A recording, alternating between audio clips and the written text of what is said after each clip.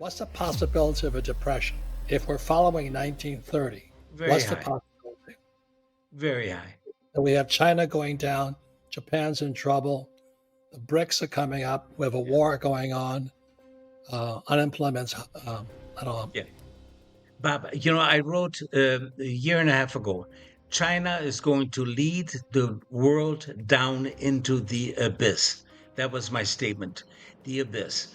And China was always trumpeted as the locomotive of the global economy. Locomotive has stalled out. It's standing still. And in fact, it's probably in reverse gear. Robert Kiyosaki has just sent out a warning for the global economy. But amongst all of this, he has also revealed his blueprint to becoming rich from the upcoming recession. This video is packed with information, so please drop a like on it and watch until the end to become better educated on how to handle the upcoming recession. This time it's different. This is the new economy. We are just coming out of the longest bull run in history, 11 years. Started in 2011.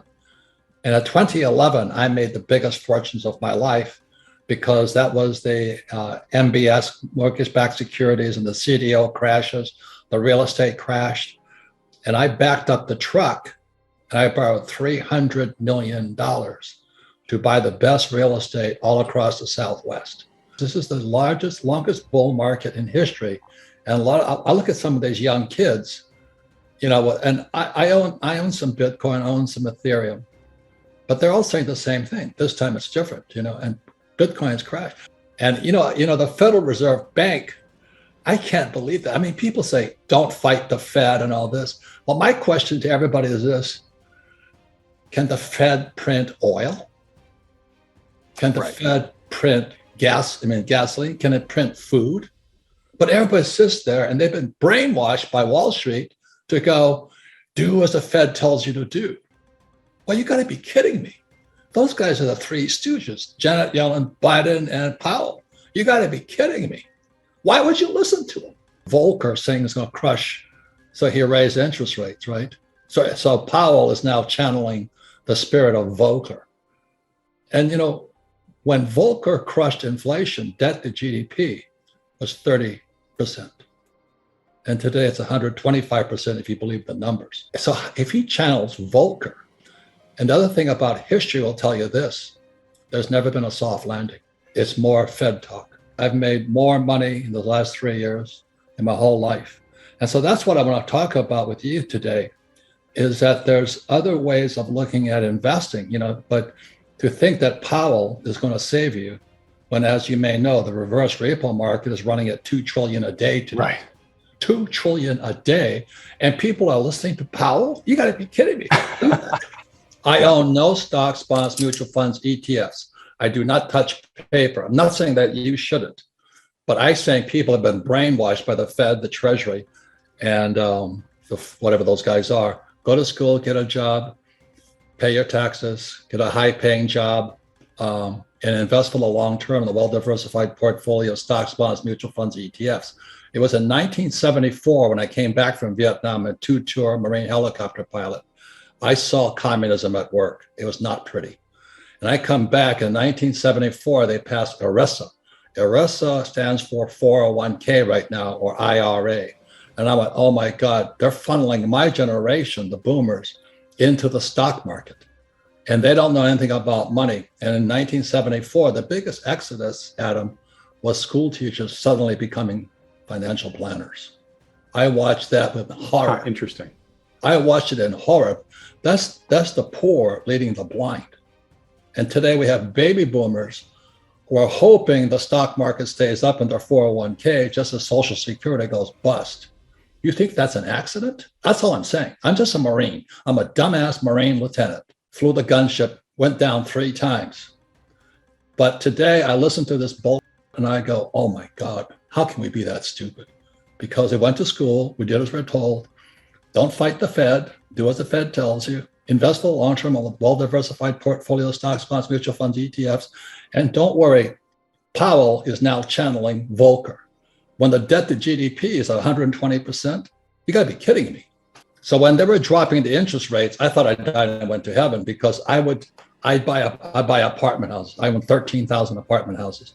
Every time the Fed dropped the interest rates it jacked the value of my properties up, but I also improved the properties and I refinanced out. So today I own no money in any of my properties. 13,000 units, all throwing cash. They said in a bull market, even idiots feel smart. I'm listening to all these idiots, after 2011, the market crashed in 2008 because the repo market went bad.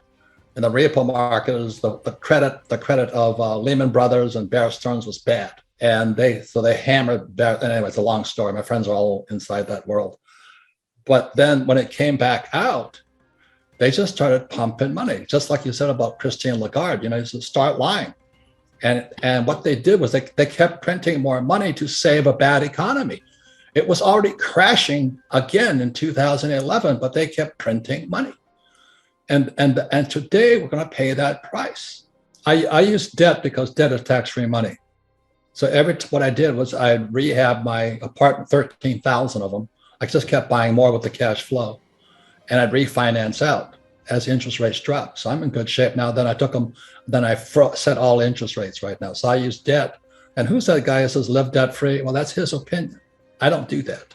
I don't flip houses. Remember all those guys were flipping? Oh, everybody flipped. Oh, they were stupid. When the moment you flip, you have a tax consequence. I never flip. I finance out as tax-free money. And not only that, is when I started investing, I had to invest at 12% interest rates. I like debt and I don't pay taxes.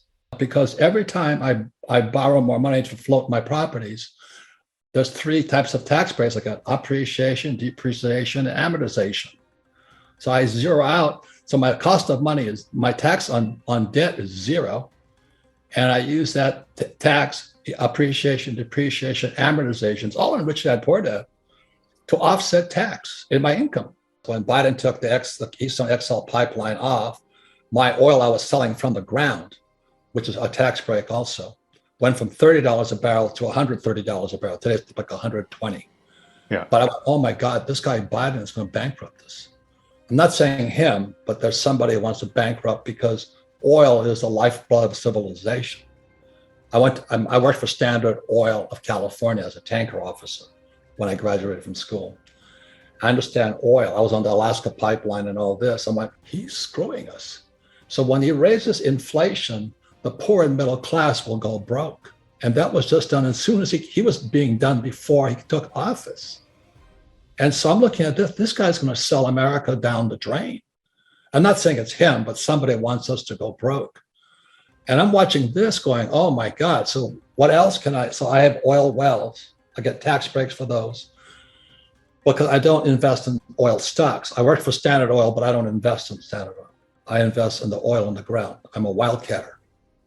Everybody says don't do it. I don't recommend it, but I like doing it. My gold mines don't do it. I like doing it.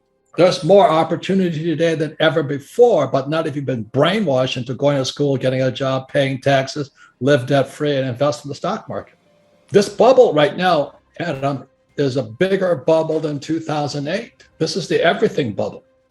It's going to be not only stocks, bonds, but also credit. But it's more opportunity is going to come out of it. And that's what I'm saying. Be careful who you listen to, because your best asset, but also your biggest liability, are the ideas in your head.